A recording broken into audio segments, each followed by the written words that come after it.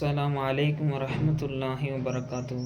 அன்பிற்கினிய அல்லாஹ்வின் நல்லடியார்களே, நபிகள் நாயகம் ஸல்லல்லாஹு அலைஹி வஸல்லம் ஒரு ஹதீஸில் இப்படி கூறியுள்ளார்கள், பல்லிகு பல்லிகு அன்னி வலவ் ஆயா. என்னிடமிருந்து ஒரே ஒரு சிறு செய்தி கிடைத்தாலும் சரி, அதை பிறருக்கு எடுத்துரையுங்கள் என்பதாக நாயகம் ஸல்லல்லாஹு அலைஹி வஸல்லம் அவர்கள் கூறியிருக்கிறார்கள்.